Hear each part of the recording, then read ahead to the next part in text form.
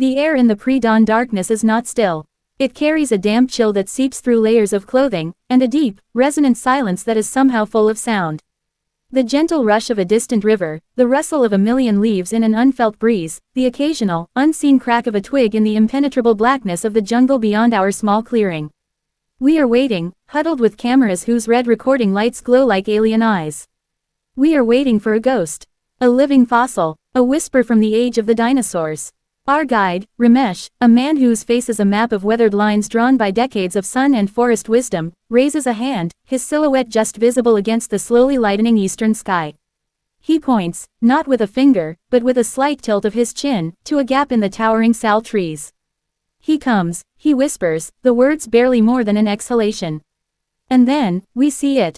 A shape, darker than the departing night, moving with a slow, deliberate gravitas that seems to bend time itself around it. The massive, domed carapace, like a moss-dappled boulder given life. The columnar legs, moving with the piston-like certainty of ancient machinery. The long, serpentine neck, extended to strip tender leaves from a high branch with a leathery, prehensile lip. The Indian gharial, a crocodilian older than the Himalayas themselves, is on the move. But this is not our ghost. This is a prelude, a reminder of the ancient lineage we are tracking. Our quest is for something even rarer, more elusive. The northern river terrapin, Badagur basca, a creature believed extinct for nearly half a century until a few, fragile whispers of its existence trickled out of this labyrinthine mangrove and river delta ecosystem. This story is not just about finding a turtle. It is a journey into the soul of one of the planet's most dynamic and endangered landscapes, the Sundarbans. A vast, aqueous wilderness where land and water perform a daily, tidal dance, where the lines between river and forest, freshwater and salt, life and death, are perpetually blurred. It is a story of resurrection, of the relentless, often thankless work of conservationists who operate like detectives and priests, and of the profound, hidden connections that bind a cryptic reptile to the health of an entire ecosystem. To understand the terrapin, one must first understand its world. The Sundarbans, straddling the border of India and Bangladesh, is the largest contiguous tidal mangrove forest on Earth. From the vantage point of our slow-moving boat, the Meghna Queen, the landscape unfolds as a dreamscape of gnarled, gray architecture. This is the realm of the Sundari tree, from which the forest gets its name, and its compatriots, the Gewa, the Goran, and the iconic Rhizophora, the mangrove species that rise from the saline mud on a scaffolding of still roots, like countless arched doorways into a submerged cathedral. The forest breathes with the tide, explains Drive. Anya Mehta, our expedition's lead biologist, as she checks a GPS unit. Her eyes, sharp and constantly scanning the water's surface, reflect the olive green of the canopy. Twice a day, the sea inhales, and saltwater rushes in, drowning the pneumatophores, these breathing roots, for hours. Then it exhales, revealing the mudflats, rich with crustaceans and mollusks. Any creature living here must have the physiology of a marathon runner and the patience of a monk. It is a place of extreme stress, and thus, of extreme specialization. This specialization is everywhere. The archerfish spits jets of water to knock insects from overhanging leaves. Mudskippers, those amphibious fish, clamber up roots, their bulbous eyes watching us with comic curiosity. And high in the canopy, the famed royal Bengal tiger has evolved to be a swimmer, claiming a territory that is 80% water, its stripes perfectly mirroring the vertical play of light and shadow through the mangroves. But the tidal pulse that gives life also takes it away. The waterways are a shifting maze, channels silting up, new ones forming overnight. The banks are a soft, sucking clay that offers no purchase. It is a landscape that defies easy exploration, guarding its secrets in a way that a mountain or a desert simply cannot. This inherent inaccessibility is what allowed the northern river terrapin to vanish, and what now fuels the hope that it might cling to existence in some forgotten creek. Badagur basca was once king of these rivers. A large, omnivorous turtle, it could weigh over 25 kilograms.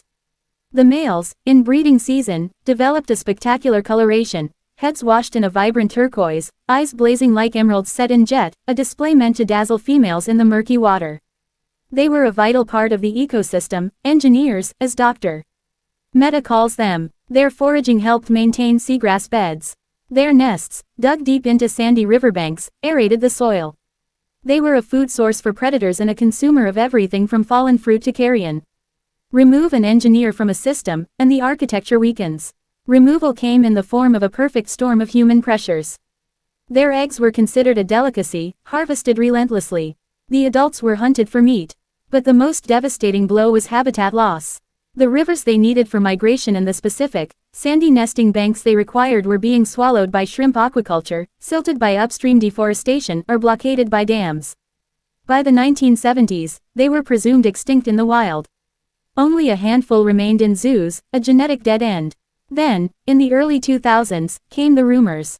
A fisherman in a remote part of the Bangladeshi Sundarbans spoke of a big turtle with a colored head he'd glimpsed.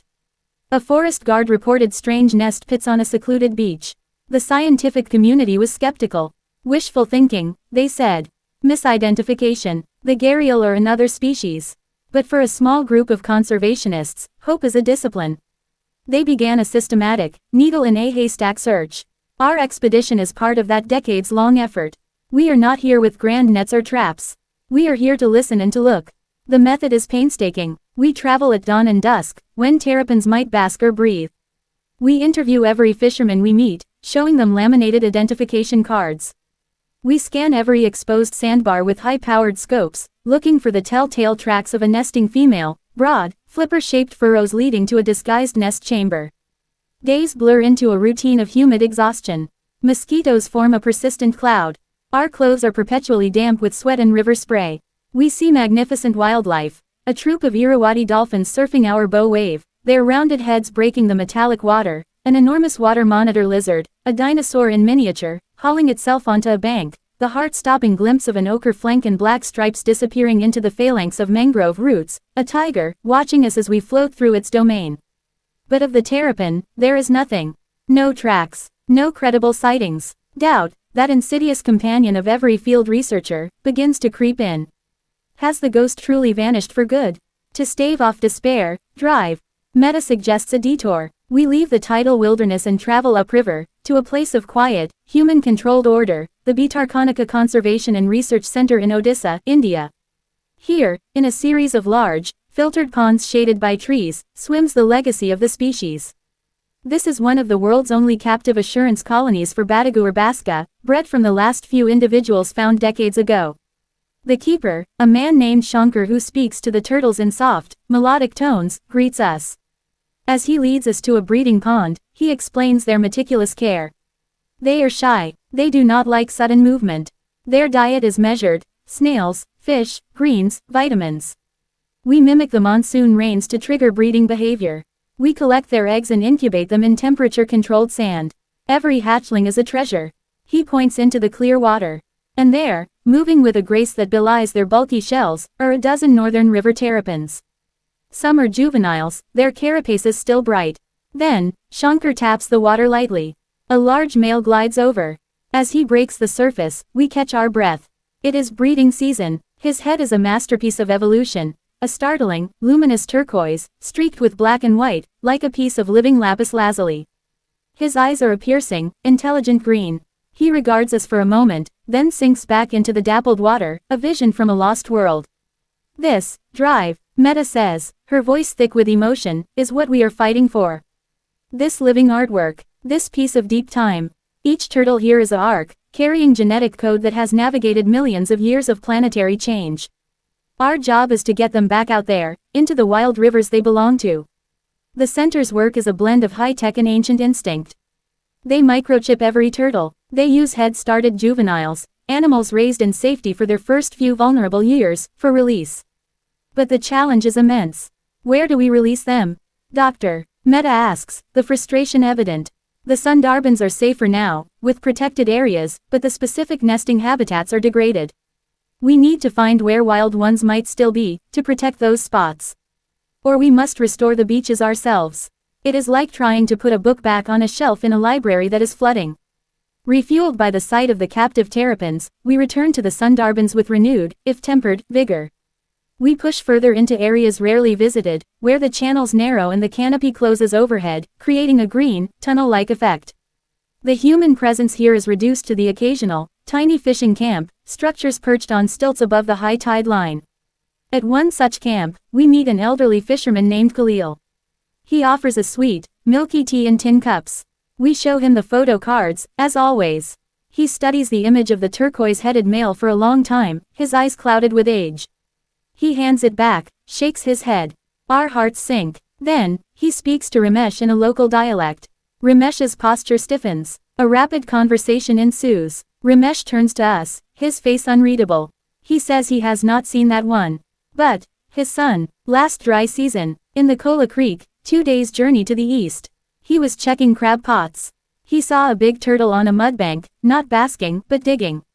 In the night, he was afraid, thought it was a spirit, and left quickly. He described the shape, it matches a female nesting. The air leaves our lungs. A nocturnal nesting observation. This was critical. Most turtles nest by day or at dusk. Nocturnal nesting is a known, but rare, behavior for Badagur, often a sign of disturbance or a very isolated, secretive population.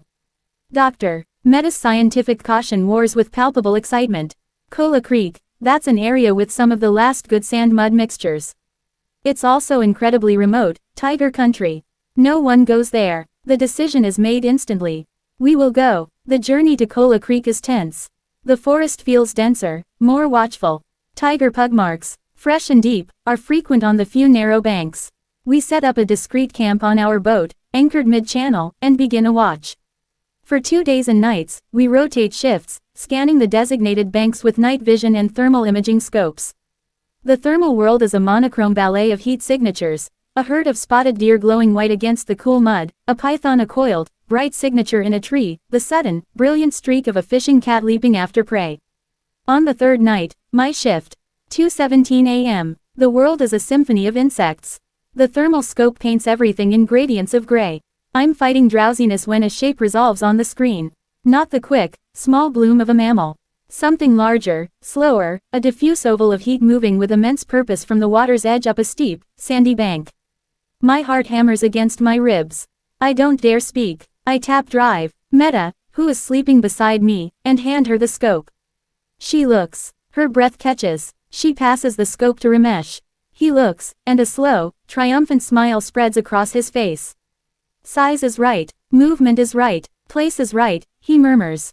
We watch, in silent, reverent awe, as the thermal signature reaches a spot well above the high tide line. It pauses. Then, begins a deliberate, rhythmic digging motion. The rear flippers, working in alternation, carving out the chamber that will hold the hope of an entire species. She is a phantom, a myth made flesh and heat, performing an ancient ritual under the cover of darkness and a crescent moon. We do not approach. We do not flood her with light. We simply bear witness. For over an hour, she digs, lays her clutch of eggs. We can only imagine their perfect, leathery spheres, carefully covers the nest, disguises it with sweeping motions of her plastron, and then, exhausted, heaves her magnificent bulk back down the bank and melts into the inky water. As the first hint of dawn bleeds into the sky, we approach the nest site. The tracks are unmistakable, the broad, symmetrical grooves of a large river terrapin. Dr. Mehta kneels in the sand, her hands trembling slightly as she measures the nest chamber's distance from the water, its depth. She places a discreet, camouflaged marker and a temperature data logger nearby. We will not excavate, she says. We will monitor. If they hatch, we want them to make their own way to the water. That journey imprints the location. The females will return here decades later.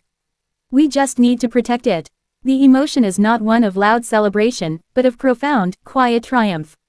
We have not captured the ghost. We have simply confirmed that it still walks.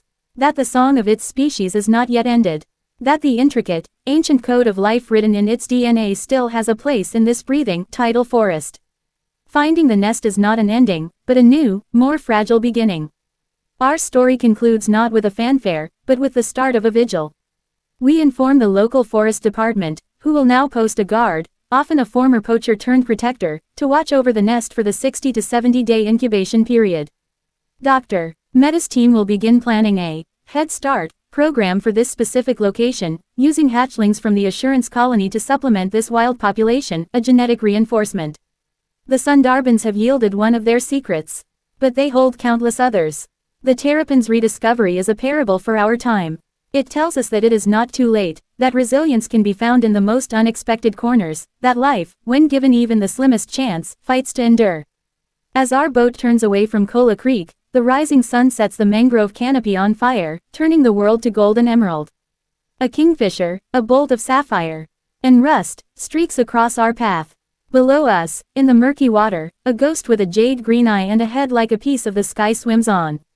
And on a hidden bank, buried in warm sand, lies a clutch of fragile hope, waiting for the moment to stir, to dig, to begin the cycle anew. The camera of our imaginary YouTube channel would linger on that sunrise, then on Dr. Meta's thoughtful face, then on the endless, tangled, beautiful complexity of the mangroves. The final message is clear: the story of our planet is still being written. We are not just its readers. We are its authors. And sometimes, the most powerful chapters are those that begin with a whisper in the mud, and the courage to listen.